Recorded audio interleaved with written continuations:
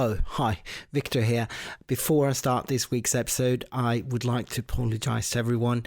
We are one day late with this episode because we had a lot of technical and practical issues getting this together. But we thought we had such great content on our hands here that we really thought it was worth pulling through some resources and getting this, reconstructing the end part of it. So also apologizing for maybe it sounding a little bit wonky in the end, but hopefully we got it into a shape where you will enjoy all the great stuff that we have for you here. Enjoy the episode.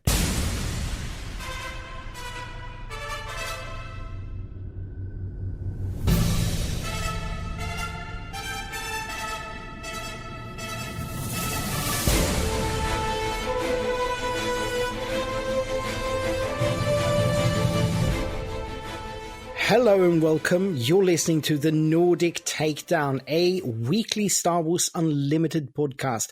My name is Viktor, and with me today, I have some great guests. I've got a returning guest, Gustav. How you doing, man?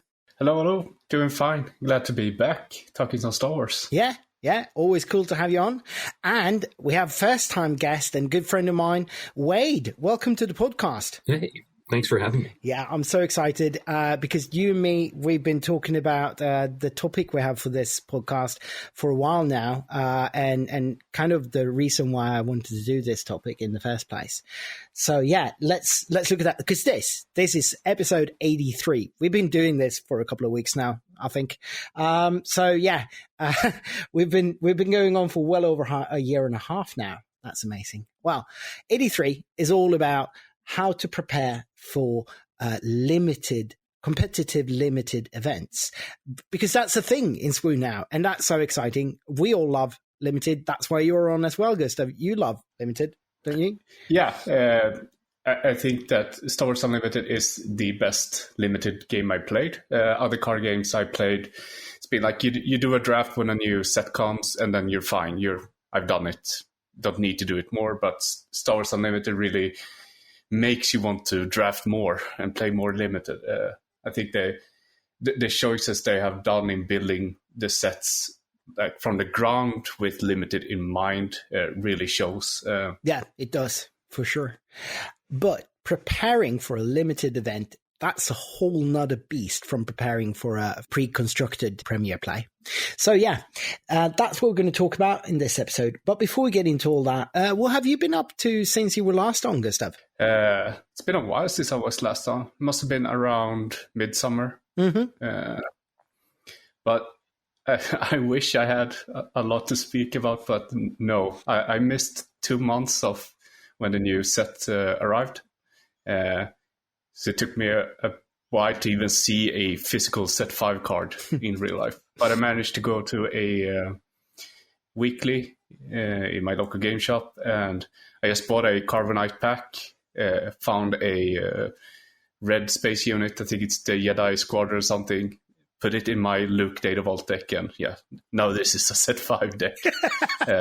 So yeah, life's not allowing a lot of Star Wars play right now, but I at least managed another weekly play where I got to play Han 1 Green after the Force Row ban.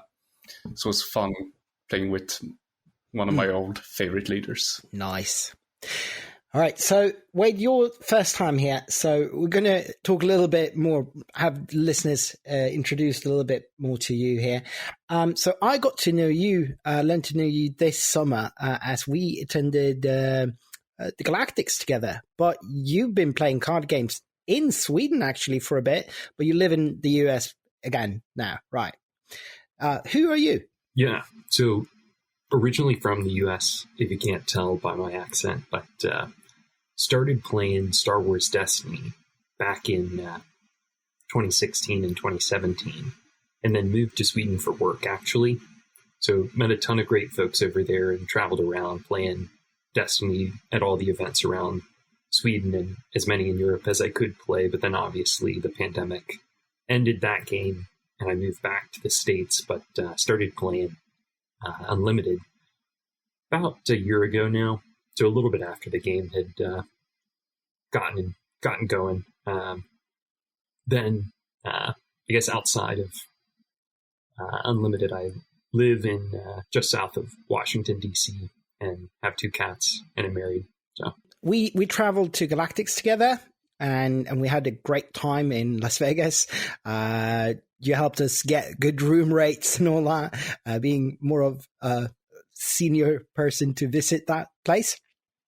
But the real reason, because you and me kept up for a bit afterwards, and the real reason why I wanted to have this episode really was because last week, past weekend, you went to the Baltimore Limited PQ, and in preparation for that, we did not prepare you as much as we should have, and that got me thinking, like there is some skill to this, to prepare for this. And I had so many thoughts about what you could do to prepare for Limited and what we should have been doing. And I bet you have some good thoughts on that as well. But tell us a little bit about your experience at the Baltimore Limited PQ. Yeah, it was really great. I had only ever played casual Limited events. And so this was a new experience for me. In the lead up to the event, I had gone through and tried to memorize the card pool end to end just to kind of know the limitations or possibilities within the set. And I had some amount of familiarity with the leaders, though I will say I'd not played around with a few that I, after the event, had wished I'd played around with a little bit more. But it was great. There were 123 players, so it was one of the larger Limited events to date. And then we got there at around 10, and they assigned seatings. And there were a pack distribution process, but then an interesting verification process where you swapped cards with a partner after counting to ensure that all of your packs had the proper number. And then they actually tabulated on a sheet every single card that you had. So basically an inventory of all 6 of your packs. And then once they'd done that, you swapped to have your original cards again. And then you would just check on that same sheet what cards you're including in your deck. And they did periodic deck checks from that point on. So that took about an hour. And then it was just typical Swiss rounds after that. But I feel like, given it was one of the first larger competitive sealed events, they did a really good job organizing. So the event went off without a hitch. As far as how the event went for me, I lost in the first round to a very competitive player from KTOD. And I took some time after that game to chat and get some feedback from him about kind of the play style that I was bringing to the event and the list that I had. And he provided some really great insights that helped me go 2-2 before I dropped to be able to get home, because I had about a 4-hour drive to get back to my house, and it was already late in the evening at that point. So all in all, they're a great event, great venue as well. Games and stuff in Baltimore, Maryland, I'd recommend if anyone's ever stateside and in that area. Awesome.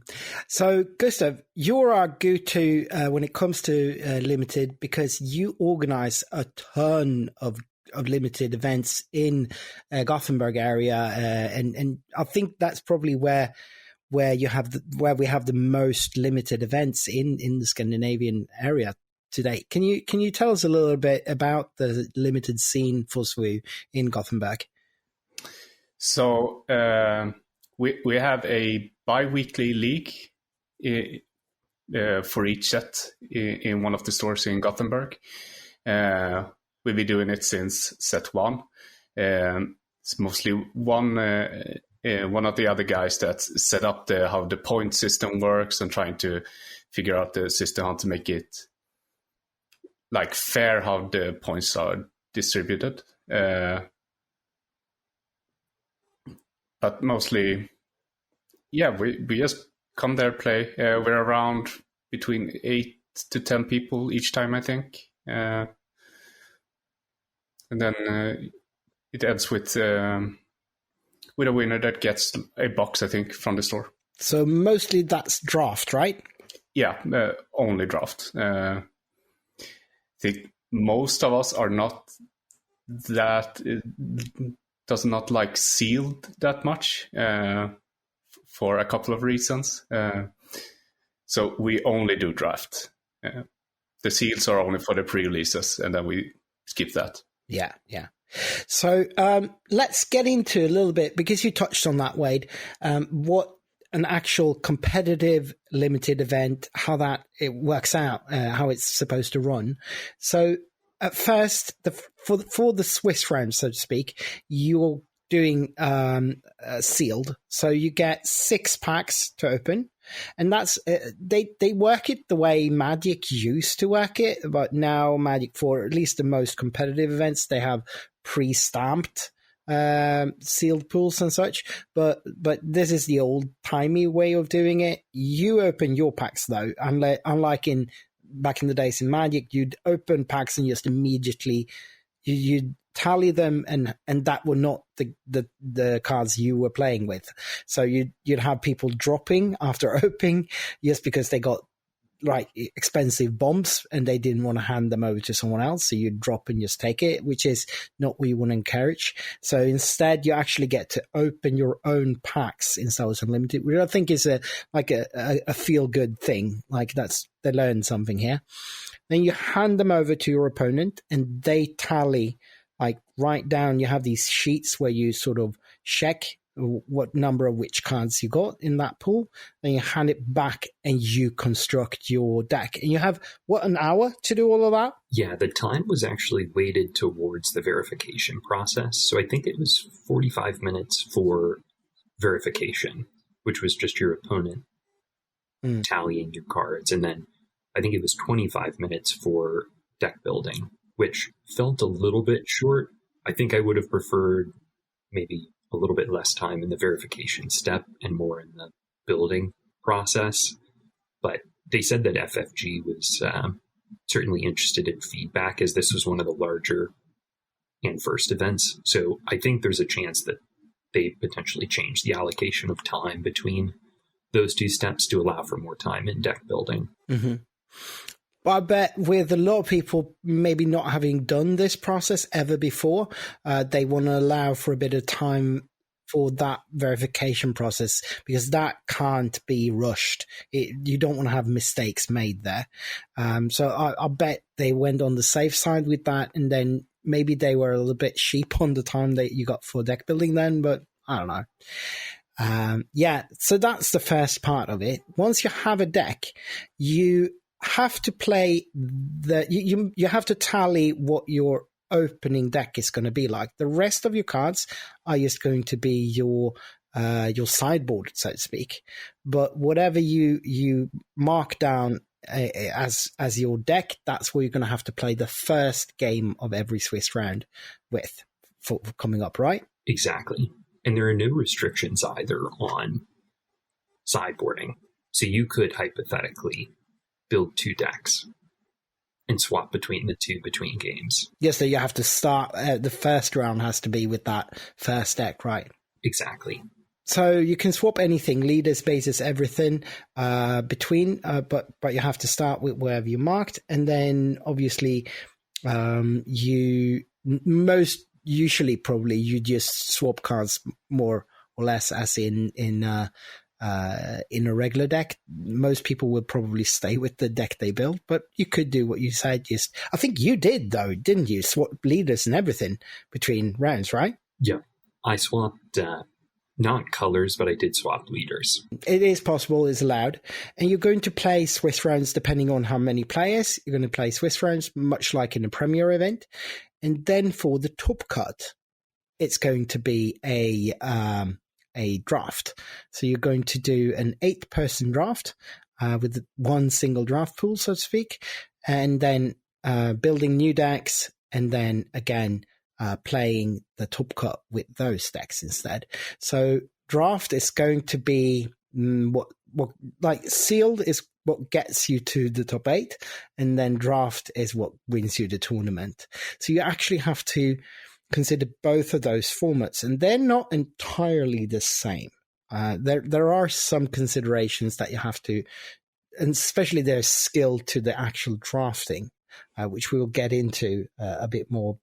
So if you want to get good at this, what would you say? What would be a good place to start preparing yourself. Is there a way to practice this? What do you think, Gustav? Would the kind of drafts that you guys do in your league, would that be a good way to prepare yourself for a competitive draft event? Yeah, I think so. Also because it is a league with a prize at the ending, so people aren't going to come there to, oh, this card shiny costs much money, I will pick this. It's, no, I need to pick the best cards because I want to win this draft so I get the most points. So in the end, I might give a bigger prize pot. So it's not that much value picking. So I would say that in our setting of drafts, it's a great place to practice for these kinds of limited tournaments. As I mentioned a bit ago, I think the only two things I had done is memorize the card pool, and then I did some kind of like sample sealed deck building where I just bought 6 packs. I set a timer. I gave myself 20 minutes and I said I need to settle on a list in probably a little bit less than that time, so I have time to mark it on the paper. And so that was the extent to which I prepared, I'd say, besides conversing a little bit with you and others to try to get kind of feedback or advice. I think what I would change is I think I needed more time having actually experimented with the leaders and the color combinations to understand when and where certain cards are and aren't viable.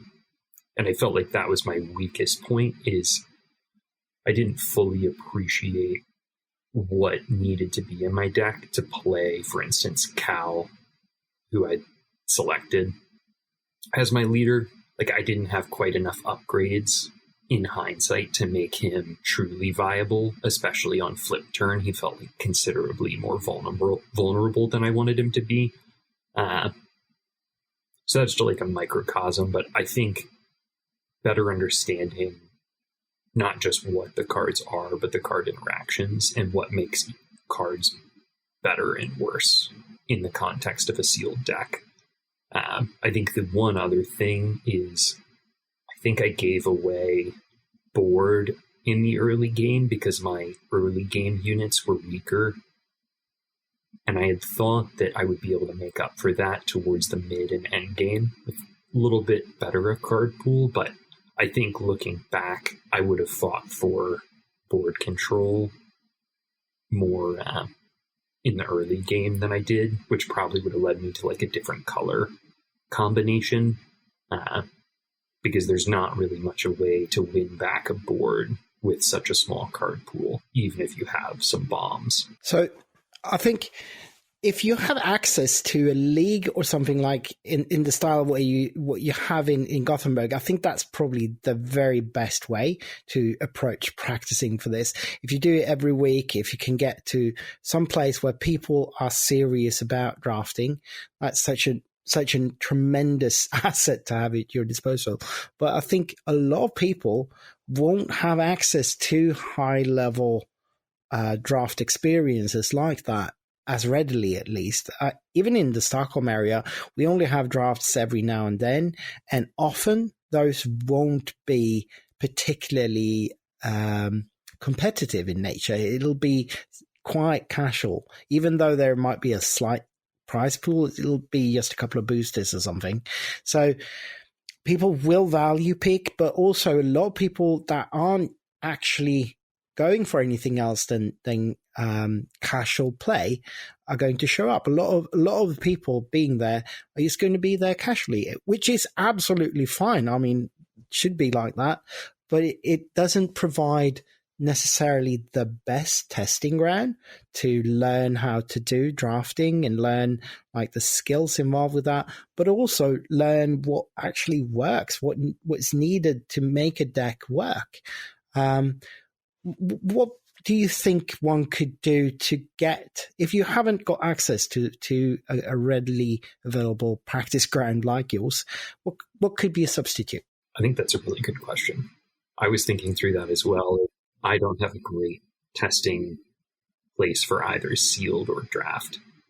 And I think what I'm going to do, since I'm playing in the Philadelphia sector qualifier, which is also going to be sealed, is I'm going to spend some time this weekend and potentially next week asking myself the question with each card, not just like, what does this do, but what makes this the best it can be?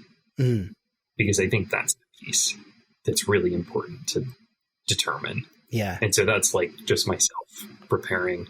But I think it's certainly better to be able to just practice with folks, whether that's draft or sealed. I don't think it matters too much. Just being able to have that limited card pool and being forced to build a deck that's a little bit less consistent than a standard deck would be.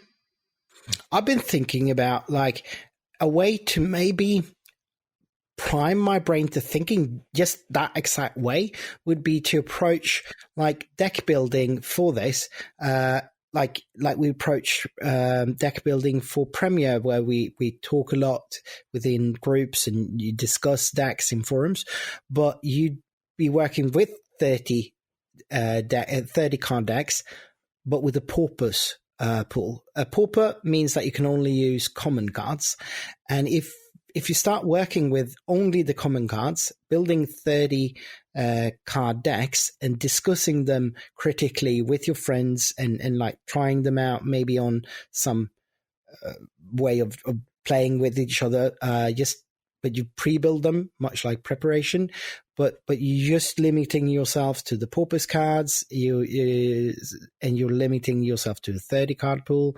You're forcing yourself to try out the different leaders that you might see, especially the common leaders.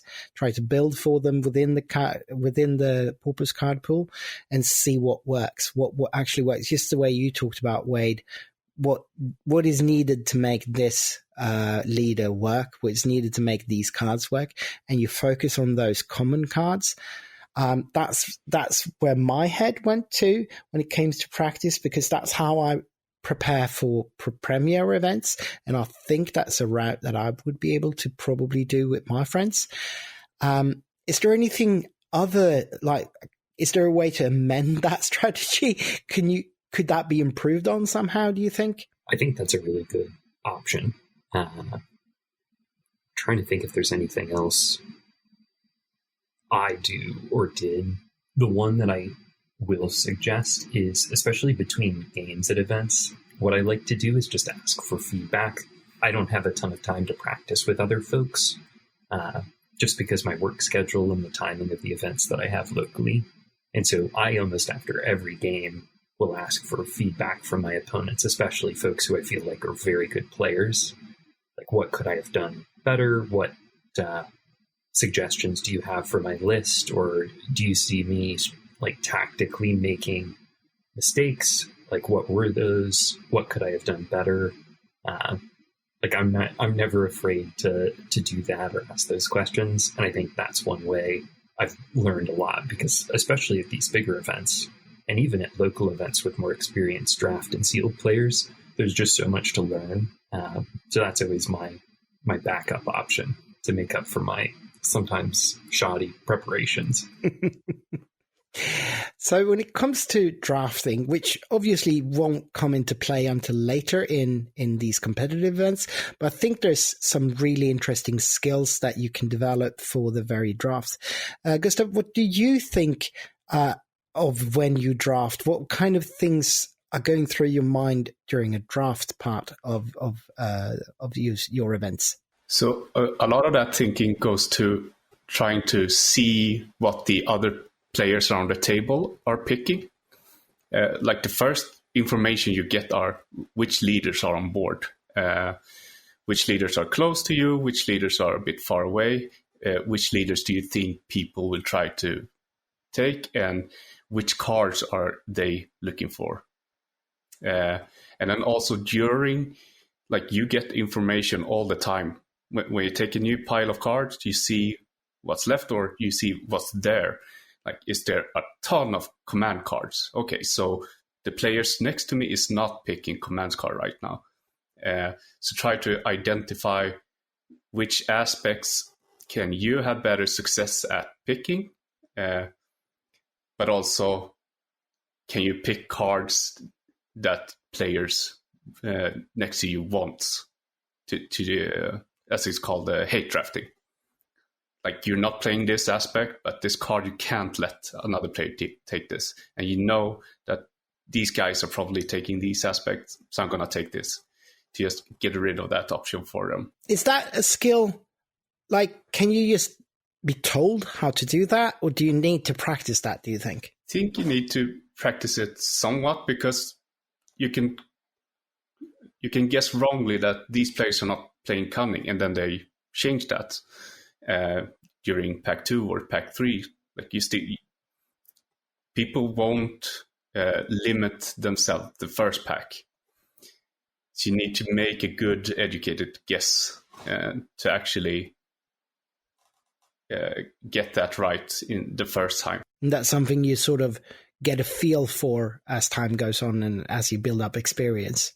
Yeah, and it's also some luck in it as well. Like, you can guess, and then you commit to this color because you think you're by yourself, and then someone changes along the way, and your deck just meh. So I don't think you can do that right 10 out of 10 times, but a good player might be able to do it 7 out of 10, 8 out of 10 times. Guess that right. Just see the clues that are given to you. And read sort of the signs that are coming. Yeah. We will get into more specific ideas and concepts for what with the limited format for the Legends of the Force meta that we are in right now, because we do have some events. So let's get into some news here, yes, before we move on to that.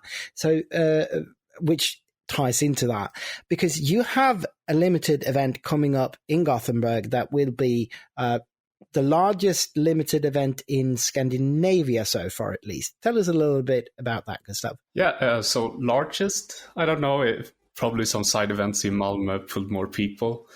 But as far as I know and remember, I think we are the first ones to do a showdown in limited. So it's going to be at the store Mystery Shack at the 26th of October. So it's between the PQ and it's Munich, right? The RQ. But we hope some people will travel there. So we built it up like this. We want to try not doing sealed, but we want to have it in 2 parts. So we want to do 2 drafts. So you start with 1 draft, do a Swiss, and then you can divide it up to the top 8. We'll do the big, prestigious winning draft. But the players that don't make the cut can play another draft as well to get some other prizes and make it more fun for everyone to be there. So if we are over 12 people, we can do 2 drafts. Otherwise, we just do a draft and 4 rounds of Swiss. I think it becomes then, right? Yeah, that would make sense. So yeah, as we said, we love limited in Gothenburg, and the ambition is to just go bigger and bigger and bigger. So this is like the first try. We're gonna see how draft goes. Hopefully, maybe we have to do sealed and draft like they're doing, and later, and then hopefully we can get a limited PQ in Gothenburg. That would be so awesome. I would so much love if you guys could have a really big event for sealed at some point and just pull people together from all of Scandinavia to do that. Talking a little bit about news, I have been itching all episode now to reveal a little bit of news that we've just got. This is huge, and you might just think it's silly, but for us, it is. I'm just super excited about this. We at the Nordic Takedown are going to finally get to spoil some cards for set 6. We have got spoilers, and we will be dropping a video with those spoilers on the 8th of October. I can't really say so much about them. They're in my inbox right now. I'm just itching to start filming that video with the other guys.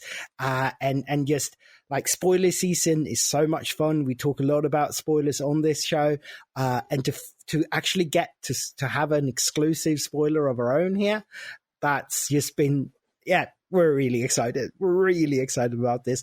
If you are as excited as we are, have your eyes peeled on YouTube, on our channel. The 8th of October, we'll be dropping that video. That's awesome. That is just, yeah, that's just awesome.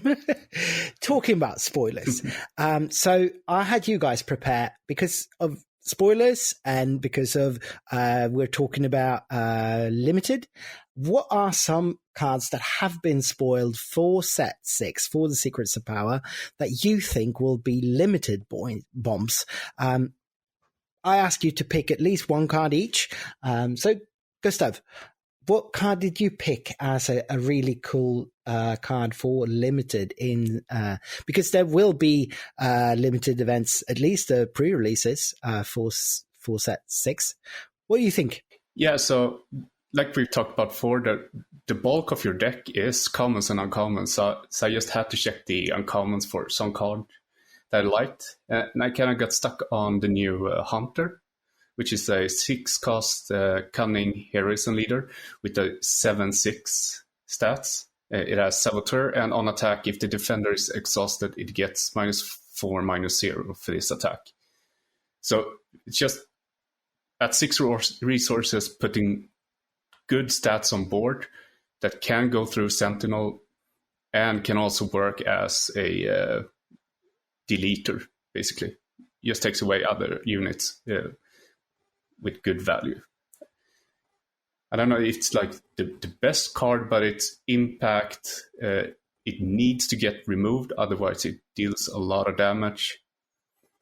And you can use it both as to do base damage and to get away with defenders or other units. Yeah, and depending on the meta, we don't know. That might be a perfect, like 6 cost might be the perfect place in the curve for that kind of card as well. You're slamming a card like that. It's a really interesting card. Also, always cool with Hunter. I love the Bad Batch, and yeah, I really like that. Wade, what card did you think of?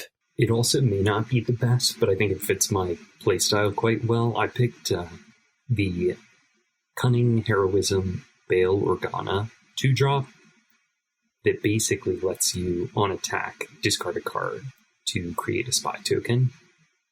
And the base unit has 2/4 stat line. So, from my perspective, I feel like there's always cards, at least in the early game, that you can drop. And then so long as you don't brick late game, if you're able to drop a couple spy tokens, that can just help you go wide really quickly. And then at the very least, it forces your opponent to address those spy tokens as opposed to going base, or it lets you go base at a faster rate. So I think it's like early speed. Yeah. That if your opponent isn't prepared to counter, you're probably just going to run away with it. And that can really accelerate a deck. Yeah, really good pick. I was looking through the spoilers. I've always been looking through the spoilers, and when I do, I often have like the pre-release in mind, kind of, because that's where you first start to play with them anyway. So I've been eyeing a couple of cards that I think might be really good, but most of them would be like rare or uncommon. And as we know, the common ones, those are the ones you need to prepare your brain for. And the longest time I was looking at the FN Trooper Corps, but then yesterday on the stream, they just presented one of the new cards that is going to be, in my mind, a true bomb in Limited. The Hunting Assassin Droid, a 3-cost red-black unit with on-curve stats 3/4, but with Raid 2. While an enemy unit is damaged, this unit gains Raid 2. And I mean, yeah, enemy units are going to be damaged. We're talking about Limited here. There's going to be damage flying all the way. So this is going to be a 5/4 on attack for 3 cost. And that is just going to be such a good card to be able to trade with, or to just hit face with if you need to accelerate. It's going to be real versatile. And it's going to be tempting for your opponent to smash into it as well, because of Raid being better for your opponent when they trade into you. So it might be sort of a you can bait them not go face and go for this one instead. This is the kind of trade math that's really interesting, I think, in limited formats, and what I'm looking for when I'm looking at limited cards. Let's talk a little bit about the Legends of the Force set now, and what specifically the Legends of the Force limited meta looks like. My first experience of this, especially in sealed and in pre-releases, was that this is a kind of sluggish meta. Like for limited, you often get into these slugfests where you just bashing things. It is not as technical as the pilot set was. For better and worse, it is much more straightforward. What is your impression of what the style of play turns out to be in this meta? Yeah, that's a good question. I think raw stats are very important to the core limited, or whether that's sealed or draft, especially in the early and mid game. I think once you get later in the mid game or towards the late game, some of the abilities can start adding a little bit more value. But I think picking a strong leader and then following that up with just very well statted at or above curve units in the early and mid game is probably going to be the best path forward. Well, so to speak more to your expertise then, Gustav, what kind of card functions do you think is very important to try and find and include in your limited decks for specifically Legends of the Force, but also generally in these kind of decks? So like, because you're only playing with one set, you kind of have to start and understand what is this set all about, which play styles do they support and how do they support it. So generally in Legends of the Force is a big thing. So how do you get the Force? You can get it by attacking, but some cards can get it when you play them. So how do you play around that? And also your opponent's going to try to get the Force all the time. So, and how do you play around with that? Like, initiative in this set is so important, because the one who starts with initiative can get the Force, but if they have something to remove the opponent's first unit, they're off the Force that turn. We got some stats from the league to see which leaders are winning our draft. So it's also looking at them and see how can you handle those leaders. Like Mother Talcine plays a lot around with the Force to give -1/-1. So if you see that card coming up during the table, and you're not playing it, how am I going to interact with that? Also, Supreme Leader Snoke seems to be doing pretty well. How do you interact with him, giving experience everywhere, and stuff like that? Yeah. So there are obviously some leaders that are doing much, much better in limited than other leaders. And that's one of the things we actually did talk a lot about in preparation for your PQ, Wade. What would you think would be the top leaders to look out for? I think on the villain side, it's almost certainly Mother Talcine. I think in large part because her ability just functions so well, regardless of which color you pair her with. I played against every possible color combination with Talcine, and all of them were viable and strong. I think Obi-Wan is probably the best heroism choice, in my opinion, especially if you can get the Force. I think if you can't get the Force as consistently, you might be better served with a different leader, but those are the two that I think are probably best. I think Snoke is quite good still, but I think oftentimes you're left being forced to invest in a single unit. And though there isn't much upgrade removal, the upgrade removal that does exist here can be really damaging to Snoke. So I think there's a cunning card that lets you, a few cunning cards that let you basically bounce a character, which can just win the game against a Snoke leader. But if you can't turn off those upgrades, Snoke can get out of hand really quickly. 100% agree with that. Even if you don't factor in upgrade hate, which isn't that prevalent in this set, you still have actual removal in the set. So Snoke tends to go tall rather than wide. He's piling those experiences up on one or a few units. So things like Shatterpoint will just destroy that.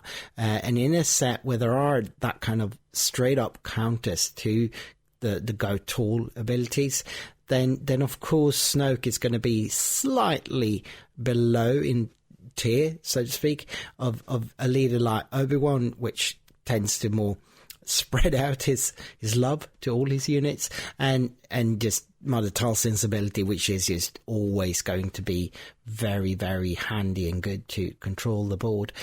In Limited, controlling the board obviously is very important, but any of these three abilities have one really good thing with them, and that's they kind of smooth out your actions and your curves. So Snoke still is really good. He's not that dependent on force, which is something that's often reiterated around him. So if you have a healthy amount of villainous units, he's still very, very good, because you can sort of smooth the curve out, get to spend one more resource and just make a lower costed unit into a slightly better unit, so you're playing stronger things all the time. So that is a very good ability, but you need to have a cost curve that allows for that. So you need early villainous drops so that you can reliably use his ability early in the game. Otherwise, I don't think it's worth it. He flips pretty late. Whereas Talzin, Obi-Wan, that's tier 1. Those are the chef's kiss, the things you want to see for Limit, usually because of how they flip on 5 and have abilities that are just generally very, very strong. So outside of leaders, there are obviously some bombs that you are looking for in the set. Shirot, I've heard. Yeah, so I heard too. So, everyone I heard speaking about Limited, if they see Shirot, they're picking him. Even if they can't play him, they're picking him because they just hate playing against it. Yeah, Shirot obviously is super strong also in Premier play, but a lot of cards really are much stronger in Limited than what they are in constructed play. Is there any cards that come to mind? Are there any such cards that you can think of? I think in Command there's two for me that come to mind. The first one got me in a game where I was playing Cal. Somebody dropped Knight of Ren, which is just the 3-cost 4/4. Great stat line, but made it almost impossible to flip. I think that one just provides so much presence early game and addresses some of the annoying 1/4 units that sometimes drop on turn 1. That and Craving Power as well is just an absolute powerhouse. Oh, I certainly agree. I do think that Craving Power is really strong in Premier play as well. But in Limited, anything that is removal or quasi-removal comes as a premium. We already talked about Shatterpoint earlier. And I think a Limited removal event in this set that doesn't necessarily see play in constructed would be Protected Pod. This is such a powerhouse in Limited because it is still removal. You get to deal equal damage. You get to deal damage to a unit based on how much HP is left on one of your units. So it can really take out anything as long as you've got one unit with a lot of health. So that could be your leader. And you can then take out your opponent's leader because it doesn't care what you hit with it. So it's a very strong removal card in this set. But then you've got things like It's Worse that would never see Premier play, I think, because it's cost 7, but it is still removal. And if you get to 7, that might be the thing that saves you the game. It is worth considering bringing in a card like that. It's Worth is just straight up removal, a 7 cost, kill a unit, non-leader, I think. And then you've got semi-removal things, such as Whirlwind of Power, which is if you've got a force unit, you get -3/-3 to unit. And you've got Talzin's Assassin that does the same but attached to unit, so it's much better.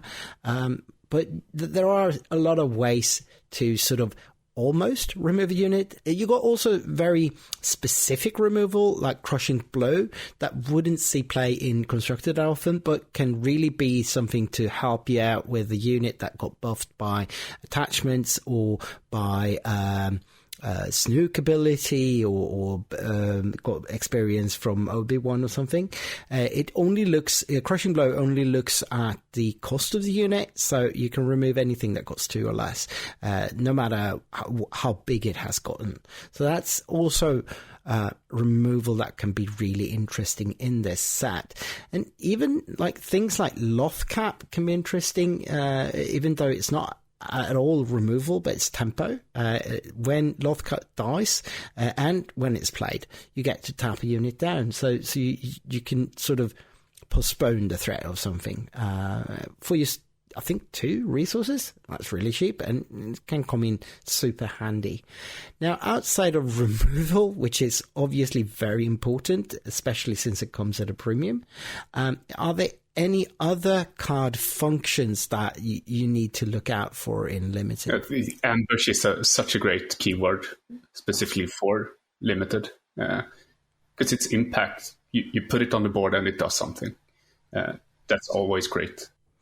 So these are the kind of card effects that if you see it in one of your colors, you see you have some of this, that might make you look twice at that color when you're building a limited deck from your limited pool. And it's definitely something that you're looking for when you're drafting. You're looking in your hand if there is something like this that you can pick, because it's always going to be good. And well, I mean, as long as it's in your colors. So it's definitely something that you can use most of the time. So what cards will pull you into choosing a specific color when you're drafting or when you're building your limited pool? I like Battle Fury as well. The red upgrade that makes you discard a card on attack, but it's, I think, a 2 cost that gives you +3/+3, which, once again, if you drop that on almost any unit, it's going to become nearly invincible in this format, especially a leader unit. And the discard effect doesn't really matter as much as you get closer towards the end of the game, when it's basically just a race. I also like Depa, the 6 cost 5/7 with Ambush and Saboteur, because if you see an Ahsoka or if you see a Chirrut, it's nice to have the option to just go base and force the tempo to be a little faster and maybe encourage Chirrut to swing. And otherwise, other cards that I was thinking about, just like we were talking about how important Force is, and some units that help just get it, like Anakin Skywalker with Hidden and Shielded. It's just a 1/1, but it probably gives you the Force at least. Also the popular premier card, what's called Acolyte, the 2/2 Shielded. Secretive Sage. Secretive Sage, oh yeah, not Acolyte. So sort of ways to get the Force, even by attacking or like the Acolyte then by being defeated. So other conditions to get Force, also great. But also some uncommons that I think are really good to pick, even if you only get one, is the Shin Hati and Balon's Skull from the Ahsoka show, with Shin Hati being both hidden, shielded with 4/2 stat line, and Balon's Skull 5/5 hidden, and when you play him, if you add a Force, you can bounce something with 4 cost or less to its owner's hand. So those are just great impact. Yeah, and I think like talking about cards this way might sound like we're just talking about draft and what you should be picking in your draft, but that's not really the case, because you're looking at a limited pool. You're going to have to look at the cards first. You have to find which cards are going to be high impact and which color is going to give you a good amount of like a great curve and good impact. So even in Limited, you start with your cards and you look for a deck first, and then you look what kind of leader do you have, what options do I have for leaders that can facilitate that deck, the best deck that can I build. And sometimes that's not really an option because you can't find a leader that's playable, but that will facilitate your very best pool, and that can be a trade-off. That's a skill. That's where the skill comes in, to know whether or not the cards that you've opened will support the leaders that you've opened, or what leader will maybe be better even if it's not as good. Yeah, I mean, some leaders are easier to build around and doesn't need as much as some leaders need to really make them pop. But yeah, you need to have the card pool to work with the aspects your leader gives. Yeah, because like the leader isn't going to win you the game on his own. You need to have a deck. Yeah, like you need a functioning deck with like a good curve with good amount of cards in, like good amounts of 1-drop, 2-drop, 3-drops. You probably want some removal, some events, 1 or 2 bombs. Like you need that set. Otherwise, you're, even with a good leader, but with a bad deck, you're not going anywhere with that. Yeah, I think that's sound advice.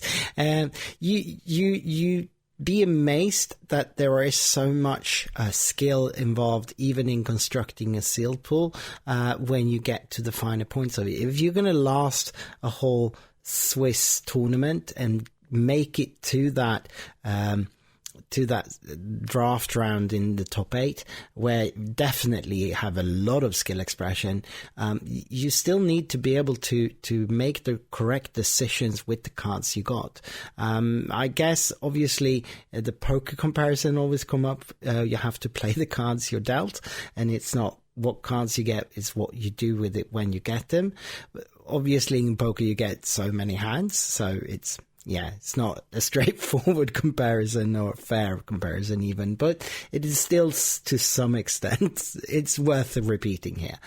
Now, are there any other sound advice that we want to give, like as a final advice, before we sort of wrap this episode up? No, just generally try to figure out the set, like understand what aggro in this set looks like, understand what mid-range, understand what control and what cards are they picking and how to play against those styles, and really try to figure out how to build good decks in those styles with the card pool. Like this is the set, these are the cards available, know the cards, and you are probably pretty good off. Yeah. That's advice, sound as any. I think with that, we might leave you for this time. I hope you've got some ideas on how you can prepare and explore ways to get better at limited play before these competitive events roll out, and hopefully get one in our area as well. Thank you so much, you guys, for joining me here. Thanks. Bye. And that's it. May the force be with you.